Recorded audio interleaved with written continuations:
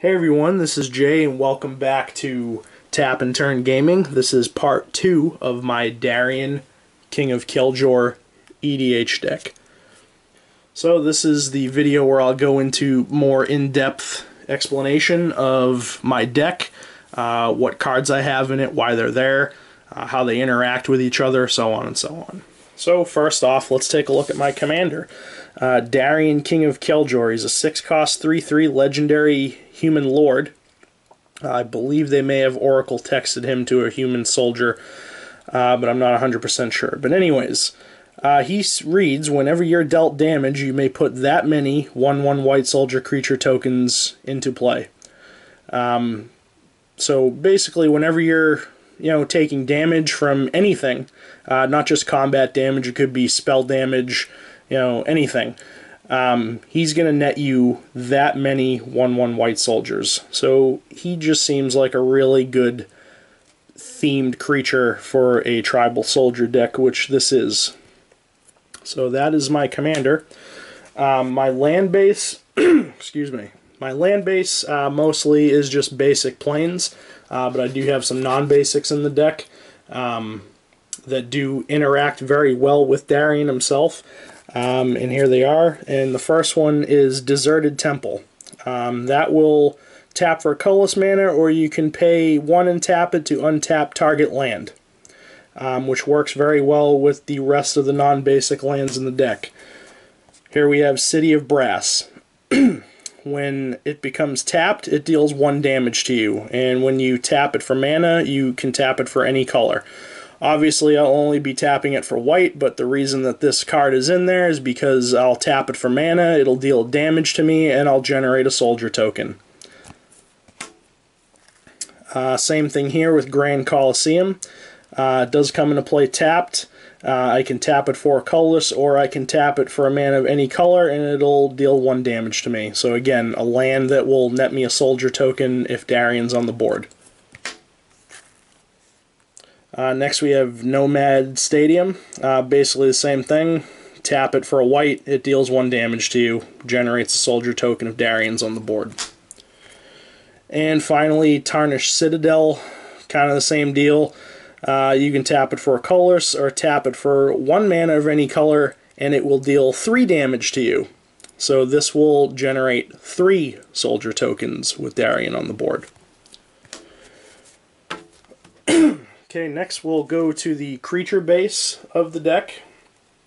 And here we are. The first creature we have is Captain of the Watch. It's a 6-cost 3/3 soldier with vigilance, which pumps all your other soldiers +1/+1 and gives them vigilance. Also, when this card enters the battlefield, you get 3 1/1 white soldier creature tokens. So this is, you drop this, it pumps all your soldiers that are already on the board, and it brings 3 with it itself. So it's a very good fit for a tribal soldier deck.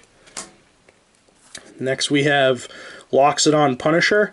4-cost 2/2. He gets +2/+2 for each equipment attached to him. This deck does run quite a few equipments, so if I start stacking equipments on this guy, he can get very scary. Next we have Preeminent Captain, 3-cost 2/2 with first strike. When he attacks, you may put a soldier creature card from your hand into play, tapped and attacking. So this guy is kind of like a Kalia of the Vast for soldiers. Next we have Intrepid Hero. He's a 3-cost 1/1. You can tap him to destroy target creature with power 4 or greater.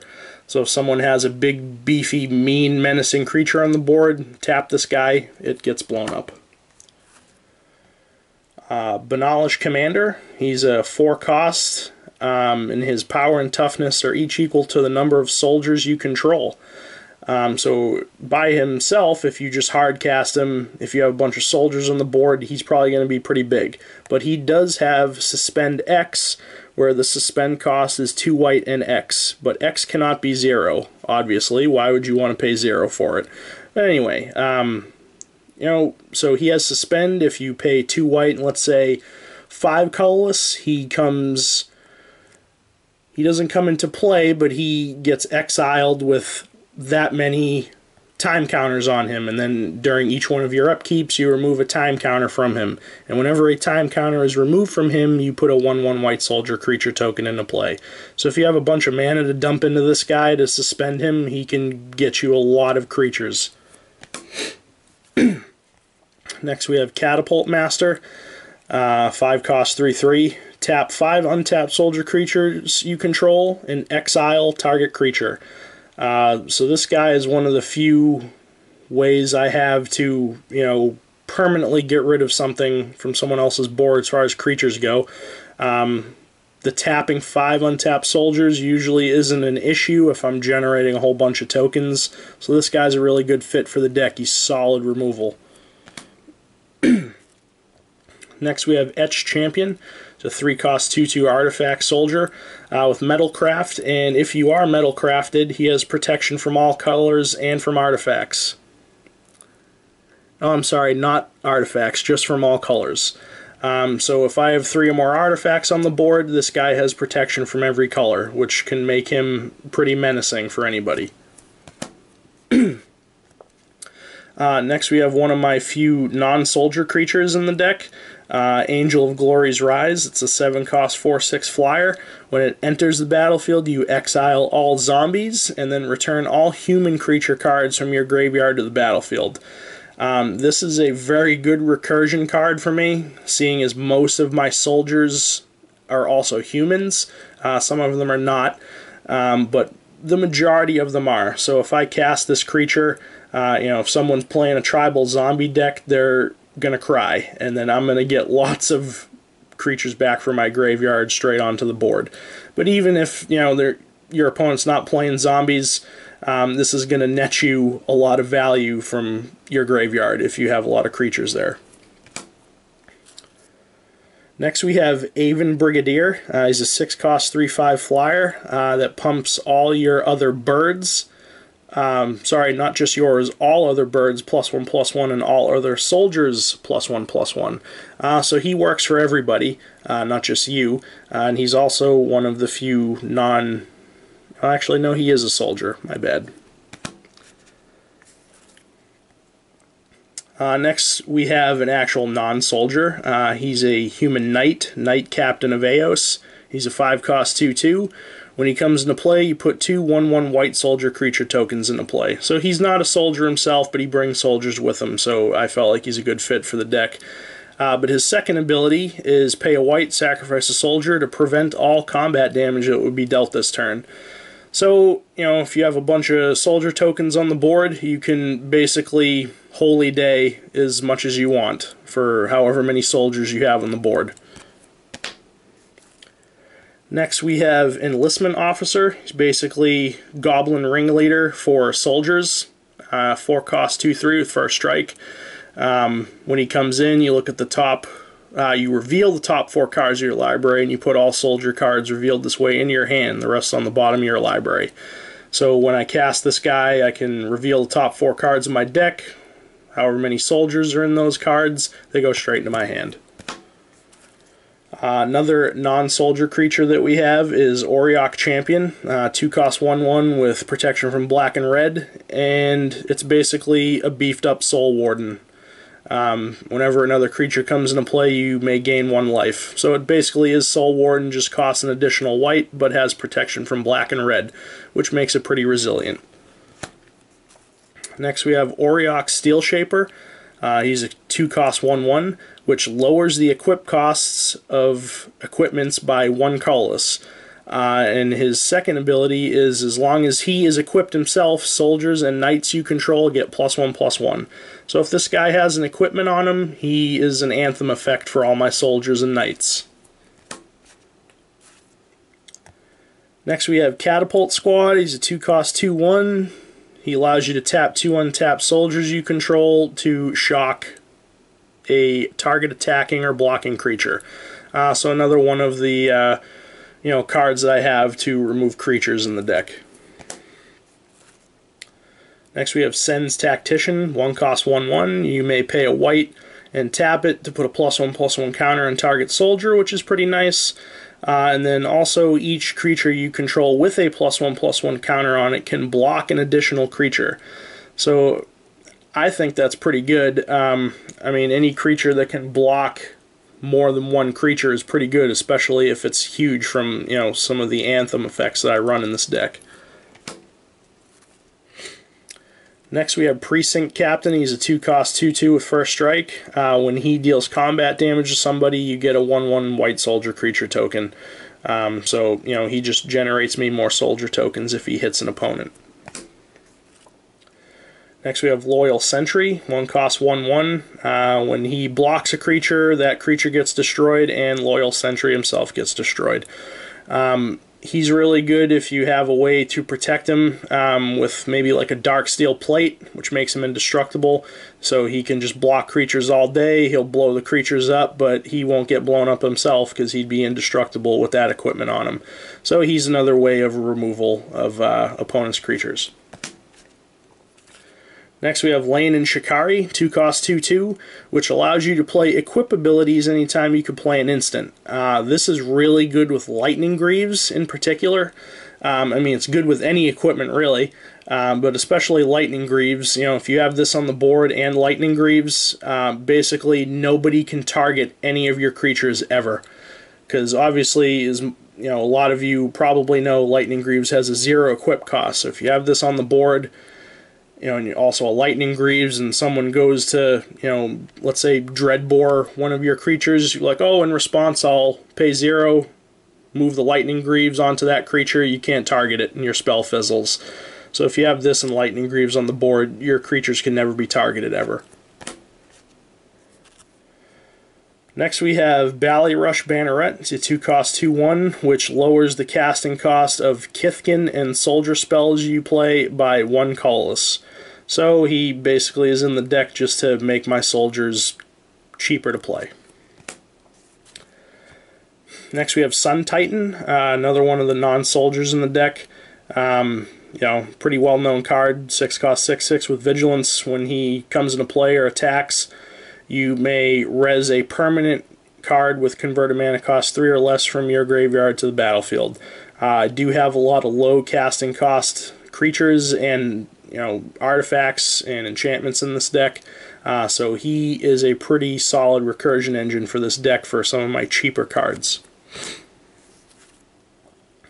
Next we have Stonehewer Giant. He's another non-soldier. He's a 5-cost 4/4 with Vigilance. He's basically Stoneforge Mystic, but just a lot better. You can pay 2 and tap him to fetch an equipment card from your deck and put it directly into play and attach it to a creature you control. So this guy is solid card. I do run quite a few equipments in this deck, so he can fetch them up, put them right into play, and I can attach it to any creature I want. Next we have Auriok Master Tactician. He's a 4-cost 3/4 with first strike. And when he and at least 3 other creatures attack, you choose which creatures block this combat and how those creatures block. So if I have a lot of creatures on the board, I swing with this guy and at least 3 other ones. He basically makes it so that I can just have all my creatures go through unhindered, unblocked, and just deal a lot of damage. He basically lets you control the combat phase. Mentor of the Meek is a 3-cost 2/2. Whenever another creature with power 2 or less enters the battlefield under your control, you may pay a colorless. If you do, draw a card. This guy is pure card advantage in this deck. All the tokens I generate, a lot of the creatures that I cast from my hand are going to have power 2 or less, so this guy will draw me a bunch of cards, granted I have the mana to pay for it. Next we have Daru Warchief. He's a 4-cost 1/1, which lowers the casting costs of my soldiers by 1 colorless, and soldiers you control get +1/+2.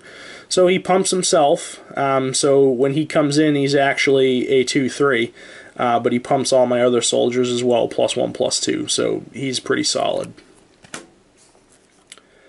Next we have Loxodon Gatekeeper. It's a 4-cost 2/3, which basically makes it so that all your cards that your opponents play come into play tapped. Artifacts, creatures, and lands. That's pretty relevant, you know, that you can basically slow down your opponent a turn with any kind of artifact, creature, or land that they play. Especially like lands that you would use on a turn to maybe like a Rogue's Passage or a Kessig Wolf Run, Crypt of Agadeem. This will allow you to slow your opponents down. So he's a pretty solid card. Next we have Adaptive Automaton. He's not a soldier, one of the other non-soldier creatures in the deck, but he does allow you to choose a creature type when he comes into play. Obviously, with this deck, you'll choose soldiers, and he gives creatures of the chosen type that you control +1/+1. So he's an Anthem effect. Next we have Reya Dawnbringer, another non-soldier creature. She's a very hefty costed card, but I believe that she, is pretty, well worth it in the deck. She's a 4/6 flying angel, but at the beginning of your upkeep, you may return target creature card from your graveyard to the battlefield. So if you, have some creatures in your graveyard, you have her on the board, every upkeep you get to get one back. Next we have Court Street Denizen, 3-cost 2/2. Whenever another white creature enters the battlefield under your control, tap target creature and opponent controls. So this guy's pretty good. Pretty much every single creature that comes into play under my control is going to be white. So if I have this on the board and I have other creatures enter the battlefield, this guy's going to tap things, which you can use for combat tricks. To get through with some of your creatures, so on and so on. So this is a pretty good fit for the deck. Another non-soldier creature that we have is Hero of Bladehold. It's a 4-cost 3/4 with Battle Cry. Battle Cry is whenever this creature attacks, each other attacking creature gets +1/+0 until end of turn. But the reason why she's in the deck is that she brings soldiers with her. Whenever she attacks, you put 2 1/1 white soldier creature tokens onto the battlefield, tapped and attacking. So when they do enter the battlefield tapped and attacking, they're actually 2/1s instead of 1/1s because this triggers her Battle Cry. So this is a pretty relevant card for the deck. Next we have Evangel of Heliod, another non-soldier, but he has the potential to bring lots of soldiers with him. He's a 6-cost 1/3. When he enters the battlefield, put a number of 1/1 white soldier creature tokens onto the battlefield equal to your devotion to white. So if I have a lot of permanents on the board with white mana symbols on them, he's going to generate me a lot of tokens. Next we have Lieutenant Kirtar. He's a 3-cost 2/2 flyer, which allows you to pay 2, sacrifice him, and remove target attacking creature from the game. So he's another one of my ways to remove an opponent's creature. And lastly, for the creatures, we have Field Marshal, 3-cost 2/2. Other soldiers get +1/+1 and have first strike. So he's an Anthem effect for my creatures and gives them first strike. Okay, so that's it for the creatures. Next we'll go to the artifact and enchantment portion of the deck. First off is Lightning Greaves. Everybody knows what this does. I talked about it earlier, how it works well with Leonin Shikari. It's protection for my general, protection for any creature that I don't want to be targeted. Next is a new addition from M15, Shield of the Avatar. It's a 1-cost artifact equipment, costs 2 to equip, and if a source would deal damage to equipped creature, prevent X of that damage, where X is the number of creatures you control. So if I have a whole bunch of creature tokens on the board, whatever this is attached to, that creature is going to get a lot of damage prevented to it. Normally I would probably put that on Darien. Not necessarily always him, but I mean any creature that you want to send into the red zone and not take any combat damage. Next we have Cathar's Crusade. It's a 5-cost enchantment. Whenever a creature enters the battlefield under your control, put a +1/+1 counter on each creature you control. I've actually considered cutting this card from my deck just for the sheer amount of +1/+1 counters that need to be tracked when this is on the board, but it's such a good card with the amount of tokens I can generate in this deck. This card is absolutely shenanigans. Next we have Mobilization, soldier token generator. You can pay 3 on it to put a 1/1 white soldier creature token into play, and it gives all your soldiers vigilance. So it's a pretty solid card for this deck. Next we have Martyr's Bond, a 6-cost enchantment. It's kind of like Grave Pact, except it doesn't do just creatures.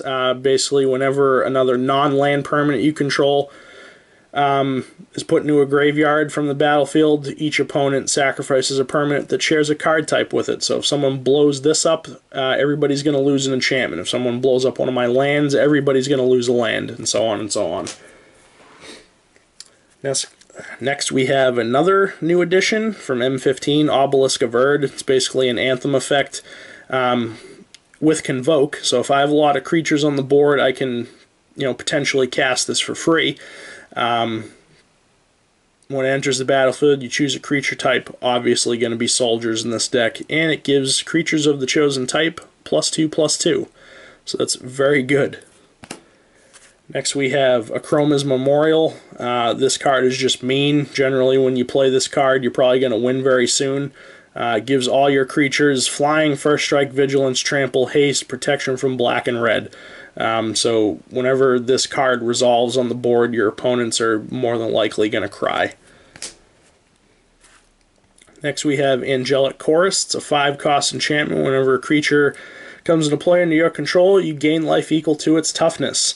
This works extremely well with Darien. So if I have Darien on the board, and let's say I have some of my lands that deal damage to me on the board as well. If I use them to add mana to my mana pool, they deal damage to me.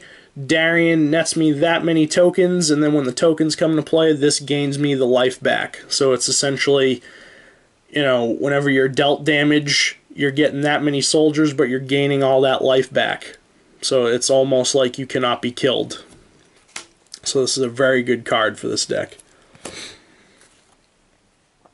Next we have Aura of Silence, this 3-cost enchantment, which makes it so that all your artifacts and enchantment spells your opponents play cost 2 colorless more to play, and you may sacrifice it to destroy target artifact or enchantment. It's one of the few cards I have in the deck to remove artifacts and enchantments, and this I can also recur with Sun Titan because it costs 3. So I can repeatedly, cast this and sacrifice it to blow up artifacts or enchantments that are giving me problems. Next we have Argentum Armor. It's a 6-cost equipment that costs 6 to equip. Equipped creature gets +6/+6, and whenever the equipped creature attacks, destroy target permanent. This was like an auto include in the deck when I wanted to run a lot of equipments, and seeing as I don't have a lot of ways to remove permanents in this deck, this is a go-to card to do so. I can fetch this up with Stonehewer Giant, put it right into play, attach it to any creature I want, and start swinging and blowing things up. Next we have Norn's Annex, a 5-cost artifact. It does have Phyrexian mana symbols of white, so that means it either costs a white mana or 2 life to pay. And it makes it so that creatures can't attack you or a planeswalker you control unless their controller pays a Phyrexian white mana for each of those creatures. So if your opponent's not playing white, they have to pay 2 life to attack you with each creature that they have. So this is a very good card. Keeps creatures from attacking you. Next we have True Conviction. It's a 6-cost enchantment. Creatures you control have double strike and lifelink. Pretty straightforward. Makes your creatures hit for more damage, and it gains you life back. It's a very good card. Next we have Dolmen Gate. It's a 2-cost artifact, which prevents all combat damage that would be dealt to attacking creatures you control. This is a very aggressive deck. I'm going to be swinging with creatures a lot to try to take out my opponents. This makes it so that when my creatures attack, they don't take combat damage, which is very solid. Next we have Door of Destinies, 4-cost artifact. When it comes into play, choose a creature type. Whenever you cast a spell of that type, put a charge counter on Door of Destinies, and then creatures you control of the chosen type get +1/+1 for each charge counter on Door of Destinies. So basically this is another Anthem effect. If I have this on the board, I'm obviously going to choose soldiers. Whenever I cast a soldier, this gets a counter, and then for every counter on this, my soldier creatures get that much bigger. So it's a very solid Anthem effect for this deck, or for any tribal deck for that matter. Next we have Sigil of the New Dawn. I think this is a pretty underrated card. It's a 4-cost enchantment. Whenever a creature is put in your graveyard from play, you may pay 2. If you do, return that card to your hand. So, this will allow you to avoid those creatures that, your opponents are killing to hit the graveyard, and you can pay 2 and just get them back to your hand, so they potentially, can't be Bojuka Bogged or Tormod's Cryptid or, anything that your opponents have for graveyard hate. This will stop that. Granted, you have the 2 mana to pay to bring it back to your hand. Next we have Sword of Light and Shadow, one of my favorite Magic cards. It's a 3-cost artifact equipment that costs 2 to equip. Gives the equipped creature +2/+2, protection from white and black. Whenever the equipped creature deals combat damage to a player, you gain 3 life, and you may take a creature card back from your graveyard to your hand. Very solid equipment. Next we have Darksteel Plate. The plate itself is indestructible. When you equip it to a creature, the creature is indestructible. So this is very good protection for your general, for any creature that you just don't want to, get destroyed or anything like that. And finally, another sword, Sword of Fire and Ice. Kind of the same deal as Sword of Light and Shadow. Gives the equipped creature +2/+2 and protection from red and blue. And whenever the equipped creature deals combat damage to a player, it can shock a creature or a player, and you draw a card. So it deals damage and draws you cards. So that's it for the artifacts and enchantments of the deck. Next we'll go on to the instants and sorceries. First off, we have Conqueror's Pledge. It's a 5-cost sorcery with kicker 6 of 6 colorless. And when you cast it, you put 6 1/1 white coarse soldier creature tokens onto the battlefield. If you kicked it, you get 12 of them instead. So if you have a lot of mana laying around, if it's late game, you can potentially cast this for 11 mana and get 12 1/1s. Next we have Martial Coup, one of the sweepers that I have in the deck. Costs 2 white and X. This card can potentially be a sweeper if you pay 5 or more for the X cost. If you pay less, it just puts that many 1/1 white soldier creature tokens into play. But if X is 5 or more, you destroy all other creatures. So it can potentially be a sweeper, or just a spell that you cast to generate some tokens. Even if you do pay 5 or more, it's still going to generate you the tokens, but it's going to blow up all other creatures.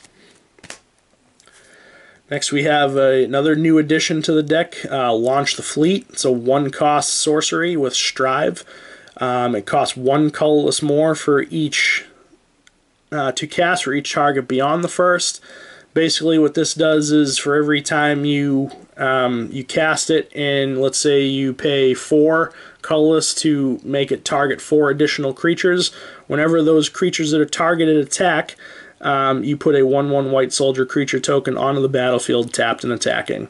So this is a pretty cheap card to cast on its own, especially late game if you get a lot of mana laying around. You can soup this up to make it target multiple creatures and have all those creatures pump out additional creatures when they attack. So that's very solid. Another sweeper here, we have Day of Judgment, Wrath of God minus the can't be regenerated, so white sweeper. Next we have Idyllic Tutor, 3-cost sorcery, allows you to search your library for an enchantment, reveal it, and put it in your hand. Then shuffle your library. I do play a lot of enchantments in this deck that do get me a lot of value, like True Conviction, Sigil of the New Dawn, multiple other things. This allows me to tutor them up and put them in my hand. Another sweeper here, Wrath of God. Everybody knows Wrath of God. Destroy all creatures that can't be regenerated. If you need to wipe the board, you cast this. Here's another instant we have is Faith's Reward. It's a 4-cost instant, and it allows you to return to the battlefield all permanent cards in your graveyard that were put there from the battlefield this turn. So if someone else does a board wipe, if they cast a Wrath of God, whatever it may be that wipes the board, this is kind of an anti-board wipe card. You can cast this after that resolves and get all of your things back from your graveyard straight into play. Next we have Decree of Justice. It's a 4-cost sorcery with double X that you would pay additionally. It says put X 4/4 white angel creature tokens with flying into play. So basically the double X works is if you pay 4 for X, you essentially get it, kind of cuts it in half. So if you pay 4, you get 2 4/4s. If you pay 6, you get 3 4/4s. But usually what I use for it is to cycle it for 2 colorless and a white, and whenever you cycle it, you may pay X if you do put X/1/1 white soldier creature tokens into play. So I can cycle this to draw a card, and then I can dump additional mana into it to generate some tokens. And lastly, we have Steelshaper's Gift. Basically just lets me fetch up any equipment in my deck, I reveal it and put it in my hand. So it's essentially a demonic tutor for an equipment card. Okay, and lastly for the deck, we have the 2 Planeswalkers that I play. First is Elspeth Tyrell. She's a 5-cost Planeswalker. Comes into play with 4 loyalty counters. She is a all-star for this deck. Her first ability is +2. You gain 1 life for each creature you control. So if I have a ton of creature tokens on the board, and this deck, can generate a lot of soldier tokens, I'm going to gain a life for each of those creatures. So she will boost my life total up very quickly. Her second ability, -2, you put 3 1/1 white soldier creature tokens onto the battlefield. This being a tribal soldier deck, this ability gets played a lot. So ideally what I'll do is I'll play her. If I don't have a lot of creatures on the board, I'll use her -2 to get 3 creatures, then use her +2 next turn to gain a bunch of life and alternate between those 2 abilities. Also her ultimate is -5 to destroy all of their permanents except for lands and tokens. I've actually read this card wrong for a very long time, and whenever I activated this ability, I blew Elspeth herself up as well, but it says destroy all other permanents. So this stays on the board when you use that ultimate ability. So she stays on the board, lands stay on the board, and tokens stay on the board. And lastly, we have Gideon Jura. He's a very good fit for the deck. I do like his last ability where you can pay 0 and make him a soldier, a 6/6 soldier that gets all damage prevented to it. So he can turn into a creature and swing into your opponent for 6. But his other 2 abilities are +2 during target opponent's next turn. Creatures that player controls attack Gideon Jura if able. So if you have an opponent that's just kind of turtling, they're sitting there with a creature that's menacing, maybe it's just doing something static where it doesn't really have to do anything, it just has to sit there. You can use this ability to force that opponent to attack into you, and if you have creatures to block it, you can potentially remove it. You generally want to use that ability if you feel comfortable with someone attacking into you and you have the means to stop the damage. And also his -2 ability is to destroy target tap creature, so it's essentially like a royal assassin. So it works well with his first ability. If you force someone to attack into you, their creatures are going to be tapped, and then on your next turn you can blow one of them up. So he's a pretty good fit for this deck. Okay, so that is it for my Darien King of Kjeldor EDH deck tech for tribal soldiers. We do have some non-soldiers in the deck, but they either bring soldiers with them or they just work well with the deck in general. So this is overall pretty casual deck I like to play. It is very fun to play. So if you do like playing decks where you can generate a massive army of tokens, if you like playing tribal decks, you know, this is one of my more favorite decks to play when I just feel in the mood to playing something tribal. And it is a very fun deck to play. So anyways, this has been Jay with Tap and Turn Gaming, and this has been my Darien, King of Kjeldor EDH Deck Tech. Thanks for watching. Like, comment, and subscribe.